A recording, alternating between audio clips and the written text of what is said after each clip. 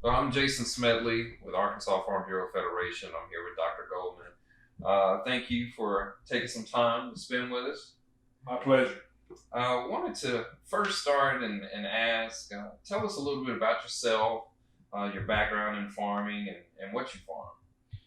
Sure, Jason. I would be categorized a third generation farmer. Uh, Both my grandparents, my maternal and paternal grandparents, farmed. My maternal grandfather family farmed in very northern Lincoln County, Mm-hmm. and my paternal grandfather farmed in southern Jefferson County.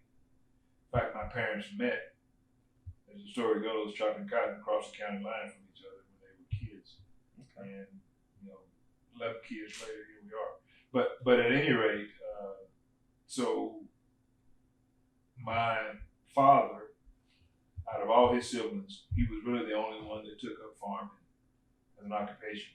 And growing up on the farm, I decided to major in agriculture in college. So went to the University of Arkansas, majored in agronomy, got a minor in ag business with the intent of farming full time.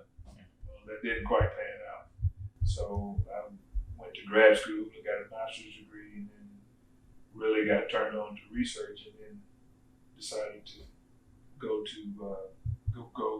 pursue a PhD, and I got my PhD in agronomy. And then I started working in the ag, chemical, and seed industry. So tell us a little bit about what you farm.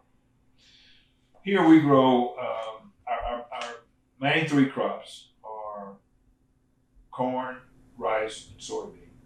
We grow rice on ground that's usually been precision leveled, and then we'll try and rotate corn and soybean to keep a good agronomic mix going and an economic mix. But it's corn, rice, and soybean.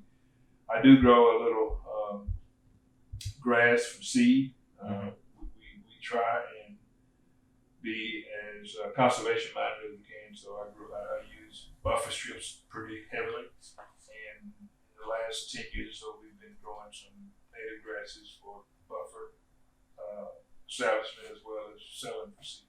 Okay.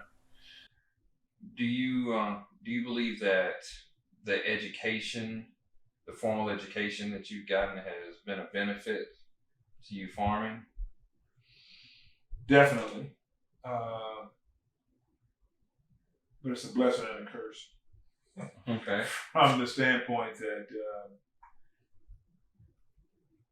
and I was a pretty decent student, and you know how things are supposed to go, scientifically, environmentally, but then the other things come in, and really, farming is a large part of science, but there's a certain amount of art involved and a whole lot of management. And I'm still wrestling trying to get the perfect combination of those three. So yeah, my academic training has prepared me well, academically, and in terms of being a little proactive and knowing what to expect, how to protect the crops and that kind of thing. So you were the 2019 District Farm Family of the Year and County Farm Family. Tell us what that experience meant to you. It was a bit overwhelming from the standpoint of I had said that I farmed part-time because up until I retired from Bayer last December, I always worked full-time. And I would come over here and use the farm as it was a relief. It was a way to sit back and just really clear out the cobwebs. So if I could spend a day on a tractor or a combine or whatever, it to me it was therapeutic. I was glad to see fellow farmers being acknowledged as Farm Family of the Year.